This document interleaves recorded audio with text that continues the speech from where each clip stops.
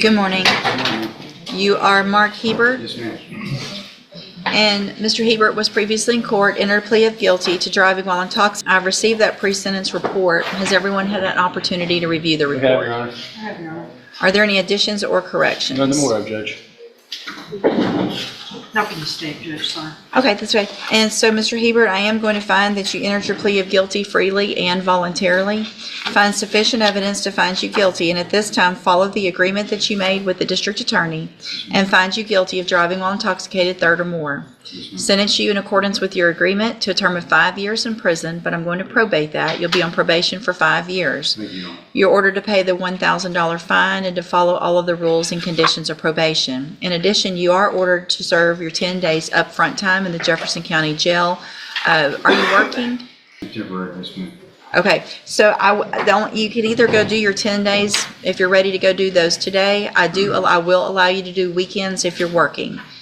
Okay, I thought I already did 10 days. No, it doesn't, no. It doesn't count. We had Yeah. talked before about doing it on weekends. I'm not sure. Would you rather do it on weekends? Yes, sir. Okay, so what I am going to do is order that you serve those 10 days on weekends, starting this weekend, September the 19th. So you will be ordered to turn yourself in every Friday at 6 o'clock to the Jefferson County Jail. You'll stay the weekend, they'll let you out, and you'll keep doing that each weekend until you serve that 10 days. Okay. It's very important that you're on time to the jail and that you also not show up obviously under the influence of anything, because that would obviously be a violation of your probation. So if you do everything you're supposed to while you are on this probation, this is an excellent opportunity because you will be able to serve that 5-year sentence while you're out on probation. The other side of that, however, is if you violate any condition of probation, you can be brought back into court and you'll be facing that 5-year sentence that you've already agreed to. Do you understand? Yes, ma'am. All right, I'm handing you that shows this was an agreement that I followed, and so you've waived your right to appeal. Judge, would the court, excuse me, consider either JCDI or drug patch? I don't know if the interlock It's is probably, necessarily can I see that appropriate. It was back? I'm in the- sorry. It What's was, this? No. Oh, it may I'm already be sorry. in the orders. Just my concern is it being a drug issue versus alcohol. Yes, JCDI is in there. Okay, so part of the conditions of your probation will be that you enter and successfully complete the JCDI program. And so that is an outpatient treatment program. It is very important that you go to every meeting, you not test positive for anything. I think in addition, I don't know that I'm required to, the interlock is required by law unless I make a good finding otherwise. If, I don't think it would hurt anything. I just wanted to bring that to the court's attention. no, but I'm thinking I'd much rather probably a drug patch. That's probably going to be part of JCDI anyway, but it's going to be part of the probation for If sure. there's any medication you're on prescribed by a doctor, you need to make sure you Give that to talk to probation. probation about that. Because he has some health issues.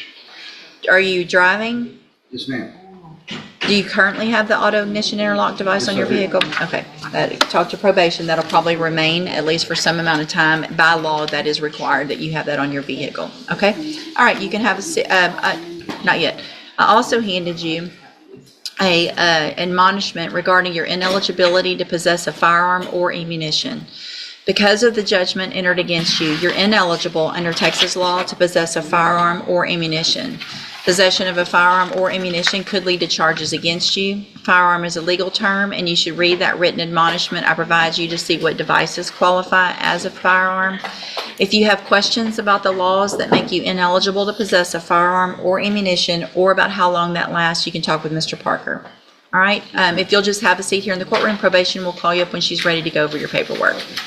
Last time you smoked marijuana? Tell the truth.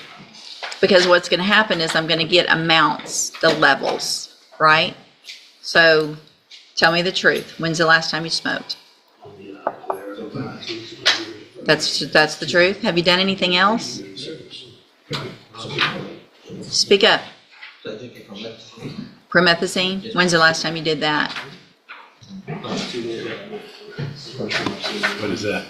Cough syrup. Anything else with that?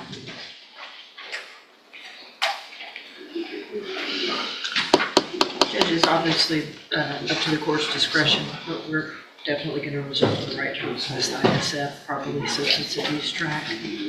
How old are you? 19? All right, so I guess what I would rather do, I want to go ahead and get the process going if he's got a plea agreement. But I think based on his age and the nature of the type of drugs he's using, I am going to raise that bond. We'll get the pre-sentence report done, see if there's any issues with regard to substance abuse and if there's any upfront that treatment that I find necessary at that point. So let's go ahead and go through the plea. And will he waive the formal reading? He I will, know we Judge. started it, but He's already we're going to go pled back. guilty. He said freely and voluntarily, and that's about where you left off. All right, and so did you plead guilty to this offense because you actually did what they charged you with? You didn't? You didn't do what they charged you with? Look at me and pay attention, all right? Okay? Everything's going to be okay, but you're young, and if you're going to be successful on any kind of probation in life, you're going to get some on right now so that you don't end up with a felony conviction, okay? But I need you to pay attention to my questions and listen very carefully and answer them. So, you're charged with burglary of a building. The question I asked is, did you plead guilty because you actually did that? Okay. I have here on the computer some documents that have your signature on them. Before you signed these, did you go over them with Mr. Parker? Do you fully understand them? Just pay attention to me right now. Do you understand the papers that you signed on the computer? And do you understand if I follow the agreement that you made with the district attorney that you will be waiving or giving up any right to appeal? So if I go along with this agreement, you can't change your mind later. Do you understand? And it looks like the agreement's for a 4-year deferred probation, that there would be restitution ordered, which means you would have to pay back some money for any damage or whatever you stole, and they'll figure that out before sentencing. Is that your understanding? Do you also understand, if you're not a U.S. citizen, that a plea of guilty or no contest may result in your deportation, exclusion from admission to the country, or denial of naturalization under federal law? State tenders number 1. objection. It's admitted. Is there any evidence that Mr. Martin is not competent? No, Your Honor. All right, I'm going to find that you entered your plea of guilty freely and voluntarily. Find that you're mentally competent and you understand the nature and the consequences of your plea. Find sufficient evidence to find you guilty, but I'm going to reset your case for sentencing so we can get a pre-sentence report done. If possible, I'd like to get some type of substance abuse evaluation done and any recommendations, as well as we'll get that restitution figured out, and then we'll come back later for sentencing. Based on the nature of the plea, based on your age, and the fact that you tested positive for THC and admitted to using promethazine, I am going to raise your bond in your case to $100,000. If you make that bond, a condition of it is that you have a drug patch on at all times. So probation's going to come out to the jail, talk to you, we're going to figure out what all you need, and then we'll get client waive the formal reading of the stays within the indictment. system's Yes. watch. What would you do differently if you were in his shoes? Mr. Tipton, in cause number 25, DCCR 0149, you're charged with a state jail felony offense of solicitation of prostitution from December 19th of 2024. And how do you plead to that charge? Are you pleading guilty freely and voluntarily? And are you pleading guilty because you did what they charged you with? I have here on the computer some documents that have your signature on them that the state has marked as exhibit number 1. Before you signed these, did you go over them with your attorney? Do you fully understand them? And do you understand, if I follow the agreement that you made with the district attorney, that you'll be waiving or giving up any right to appeal?